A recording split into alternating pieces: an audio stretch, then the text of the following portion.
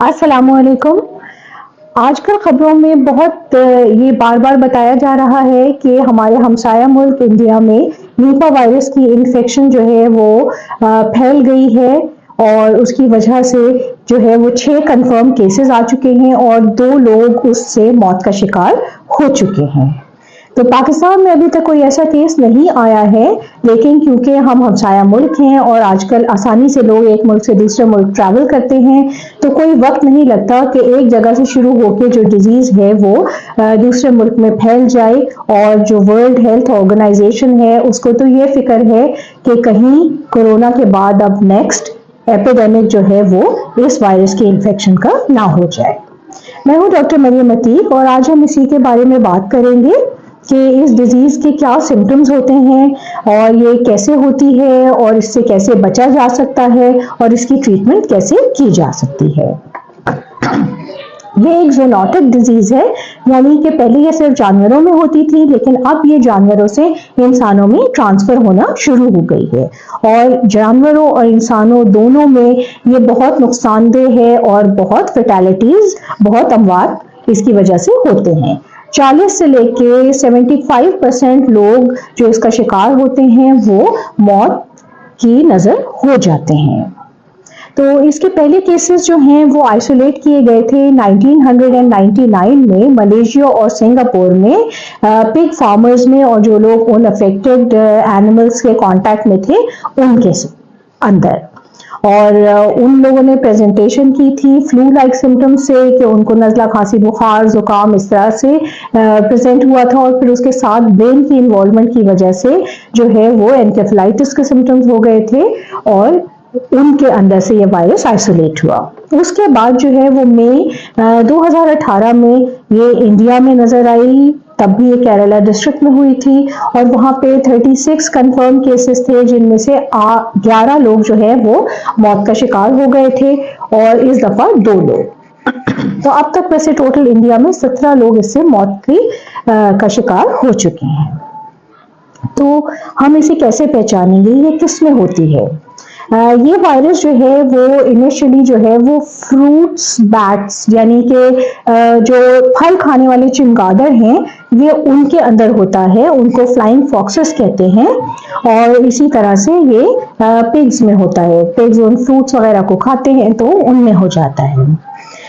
پھر جو ان سے جو رطوبات نکلتی ہیں، جو خون ہے، جو یورین ہے، جو ان کی ڈراپنگز ہیں، ان کے جو فیسز ہیں، ان کے ساتھ بھی یہ وائرس دوسروں تک پہنچ جاتا ہے، ڈائریکٹلی ان افیکٹڈ اینیمل سے بھی اور ان کی رطوبات سے بھی۔ اس کے بعد یہ جب انسانوں میں ہو جاتا ہے تو پھر ایک انسان سے دوسرے انسان کو وہ ڈائریکٹ کانٹیکٹ سے بھی لگ جاتا ہے، اور اسی طرح سے جب ہم کھانستے ہیں، جب ہم چھینکتے ہیں، تو یہ دوسروں تک وہ ڈراپلیٹس پہنچ جاتے ہیں اور دوسروں کو ہو سکتا ہے۔ پھر اگر آپ ان سمپٹمز کی وجہ سے ہاسپٹل میں داخل ہیں، ابھی آپ کی تشخیص نہیں ہوئی ہے، آپ کو آئسولیٹ نہیں کیا گیا، تو ہاسپٹل میں ایک دوسرے سے لگ جاتا ہے۔ اس کے سمپٹمز کیا ہوتے ہیں؟ اس میں تیز بخار ہوتا ہے، سر میں درد ہوتا ہے، جسم میں بہت تھکان اور درد محسوس ہوتا ہے، پھر متلی اور الٹی ہوتی ہے، اور جب برین کی انوالومنٹ ہو جاتی ہے، دماغ میں سوزش ہو جاتی ہے، تو پھر اس کی وجہ سے جو ہے وہ آپ اپنے سراؤنڈنگ سے ڈیٹیچ ہو جاتے ہیں، آپ کو ڈس اورینٹیشن ہوتی ہے، آپ کو سمجھ میں نہیں آتا ہے، کنفیوژن میں آپ ہوتے ہیں، آپ کو غنود کی طاری ہو رہی ہوتی ہے، اور آپ کو دورے بھی پڑنے لگ سکتے ہیں، اور کبھی کبھی یہ 24 گھنٹے سے لے کے 48 گھنٹے کے اندر اندر آپ کوما میں چلے جاتے ہیں، آپ بے ہوش ہو جاتے ہیں، اور آپ کی موت واقع ہو سکتی ہے۔ پھر کھانسی زکام، جو ریسپیریٹری سمپٹمز ہیں ان میں وہی ہوگا، چھینکے، کھانسی، زکام، اور اس کے ساتھ آپ کو سانس لینے میں تکلیف ہوگی، آپ کو ایکیوٹ ریسپیریٹری ڈسٹریس سنڈروم ہو سکتا ہے، آپ کے لنگز میں، آپ کے پھیپھڑوں کی انوالومنٹ ہو جائے تو نمونیا ہو جائے گا۔ اور جو لوگ اس سے بچ بھی جاتے ہیں ان کو ساری عمر وقتاً فوقتاً جھٹکے لگنے کی بیماری ہوتی ہے، اور دورے پڑتے ہیں، اور جو ہے ان کی پرسنالٹی ہی چینج ہو جاتی ہے، کیونکہ برین میں ڈیمیج ہو چکا ہوتا ہے۔ تو اب آپ نے اس کے لیے کرنا کیا ہے؟ آپ نے obviously جس کو ایسے سمٹمز ہیں، اور خاص کر کے اگر آپ کو پتا ہے کہ آپ کے پاس کوئی آیا ہے جو دوسرے ملک سے آیا ہے، تو آپ نے اس کا بہت خیال رکھنا ہے. آپ نے فوراً ڈاکٹر سے رجوع کرنا ہے تاکہ وہ دیکھیں اگر اس کے سمٹمز ایسے ہیں تو ان کے ٹیسٹ وغیرہ کرائے جائیں اور یہ کنفرم کیا جائے کہ ان کو ایسی بیماری تو نہیں ہے. ایک دفعہ کسی انفیکٹڈ اینیمل سے یا انفیکٹڈ ہیومن سے ایکسپوجر ہونے کے بعد 4 دن سے لے کے 14 دن تک لگتے ہیں اس کے سمٹمز باہر آنے میں، اور پھر 3 سے 14 دن تک لگتے ہیں انسان کو دوبارہ ٹھیک ہونے میں. اور گاڈ فوربڈ اللہ تعالیٰ سب کو سیف رکھے، ورنہ یہ فیٹل ثابت ہو جاتی ہے. تو جب کسی کو ایسے سمٹمز ہوں، ٹریول ہسٹری اسٹرانگ ہو، تو ان کو سب سے پہلے تو آئسولیٹ کرنا ہے، ان کو کوارنٹین کرنا ہے 21 دن کے لیے، تاکہ اگر انفیکشن آئی ہوئی ہے اور ابھی تک نہیں بھی نکلی تو وہ باہر نکل کے سامنے آ جائے اور ان سے بچایا جا سکے دوسرے لوگوں کو. پھر اسی طرح سے آپ نے جو ہے وہ ان کو ڈیل کرتے ہوئے ان لوگوں نے بھی اپنا ماسک استعمال کرنا ہے، چھینکنا ہے، کھانسنا ہے تو اپنے ایلبو میں کھانسنا ہے، جو ٹیشو پیپر استعمال کرنا ہے اس کو بند لفافے میں ڈال کے، بند ڈسٹ بن میں ڈال کے اس کو پھینکنا ہے، کھلی ہوا میں اس کو نہیں رکھنا ہے. جو ہیلتھ کیئر ورکرز ان کو ڈیل کر رہے ہیں ان کو اپنا پورا خیال رکھنا ہے، ان کو اپنا پرسنل پروٹیکٹیو گیئر استعمال کرنا ہے، گلوز استعمال کرنے ہیں، ماسک استعمال کرنا ہے، آنکھوں کو بھی ڈھکنا ہے، گوگلز استعمال کرنے ہیں. اور اس کے ساتھ ساتھ جو مریض ہے اس کی جو بیڈ لینن ہے، اس کی جو تولیے ہیں، اس کے جو کپڑے ہیں، ان سب کو بھی الگ واش کرنا ہے، اچھے سے دھوپ میں سکھانا ہے، اس میں ڈس انفیکٹنٹ ایجنٹس ڈالنے ہیں تاکہ جو جراثیم ہیں وہ مر سکیں.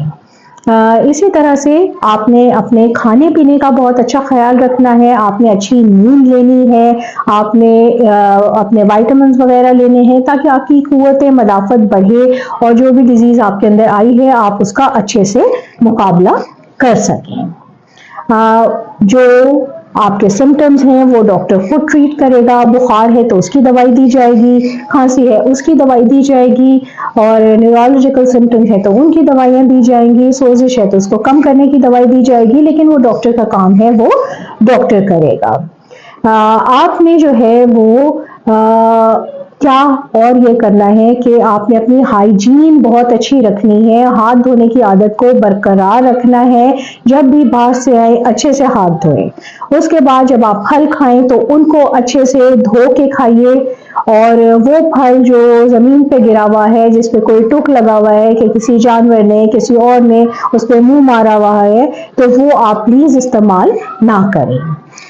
جو ڈیٹ پام جو ہے اس کا جو فریش جوس نکلتا ہے اس میں یہ انفیکشن بہت ہو سکتی ہے اگر اس کو بھی ابالا نہ جائے اور اس کا چھلکا وغیرہ اتار کے وہ نہ بنایا جائے، تو پلیز اس کو ابال کے پیئے. تو ان چھوٹی چھوٹی آپ احتیاطی تدابیر کا خیال رکھیں گے. ایسی جگہوں پہ ہی مت جائیں جہاں پہ زیادہ فروٹ فارمز ہیں یا جہاں زیادہ چمگادڑیں ہوتی ہیں یا جو پگز وغیرہ ہوتے ہیں، ان جگہوں سے ہی آپ دور رہنے کی کوشش کریں. لیکن جن کا پروفیشن ہے، جن کو انہیں ڈیل کرنا ہے، جن کو انہیں ہینڈل کرنا ہے، وہ اپنی احتیاطی تدابیر کو پوری طرح سے پریکٹس کریں تاکہ اس پرابلم سے بچ جائیں. ابھی تک اس کا کوئی ڈیفینیٹو علاج نہیں ہے کہ جی نیپا وائرس کے لیے خاص دوائی تیار کر لی گئی ہے، ہمیں صرف سمٹمز کو ٹریٹ کرنا ہے، اور اسی طرح اس کا کوئی ویکسینیشن بھی نہیں ہے ابھی تک. تو اللہ تعالی ہم سب کو اپنی حفاظت میں رکھے. پلیز اس انفارمیشن کو شیئر کیجئے اور اپنے آپ کو سنبھال کے رکھیے اور اپنی صحت کو انجوائے کیجئے. تندرستی ہزار نعمت ہے.